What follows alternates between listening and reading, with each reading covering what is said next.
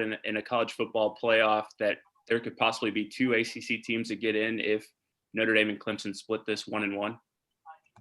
I do. I think it's very possible, but it really depends on how the games are played. I would think that, let's say, for instance, that Notre Dame wins a close game tomorrow night and then gets blown out when Clemson maybe is a little healthier and Trevor Lawrence is back. That would not bode well. But if you have either way, the two teams splitting 2 really close games, depending on what happens elsewhere, I think it's, I don't know that I would put it in the category of likely right now, but I think it's really possible if you have 2 highly competitive games, both, decided by a close margin. So yeah, the short answer is yes, but I think it's a very distinct set of circumstances that will lead us there. Thank you. All right, we'll go to Nathan next. Go ahead, Nathan. Thank you. Hey, Desmond, I know you said you don't want to see Clemson Notre Dame 3 times this year. I asked Rece if he thinks 2 ACC teams can make the playoffs. He said possibly. Going off of that, if they do make it, who do you think gets left out? Hold on. So you said if 2 ACC teams make it, who gets left out? If Notre Dame and Clemson both make it, who gets left out? Oh man. Well, obviously people are already counting out the Big 12. So they're saying, like, because Oklahoma State lost last week to Texas, people are counting out the Big 12. So I guess that's one group you can eliminate. So I guess it'd be the Big 12, right? And then, but you still gotta eliminate another, Power 5, team too. So I guess a Pac-12 team would be eliminated too, because you only get 4 slots, and they get 2 slots.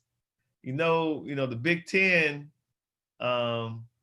winner's going to be in there. The SEC winner's going to be in there. So you got so you ain't got no more slots. So we're saying Oklahoma State, and then who in the Pac-12? USC, Oregon. What about what you said? You said these teams will get left out though. You said if 2 teams get in, 2 teams get, not only do 2 teams get left out, but 2 conferences get left out. So yeah, you're not going to have a Pac-12 team in there or a Big 12 team in there. Gotcha. I got one more for you. You're a Heisman voter. Looking at this season, how it's going so far, who do you think looks like they're even in the running for the Heisman? I know everybody hasn't played, but based off what you've seen. Yeah. Well, I mean, based on what I've seen so far, it's probably, the top guys is still, you have Trevor, you have Justin, and you got Mac Jones. And unfortunately, it's 3 quarterbacks, but they have been playing at a high level, thus far.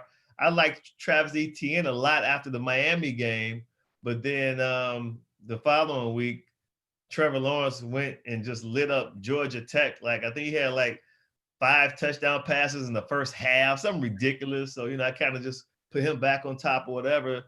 So, but, there's a lot of football left to be played. But I think right now, the top 3 guys that most people are talking about, and I think if we had to actually fill out a ballot today, would probably be, even though the Trevor didn't play last week and, not going to play tomorrow night, I still don't know if people will leave him off the ballot, but definitely Mac Jones, Alabama's quarterback, and of course then Justin Fields, Ohio State's quarterback.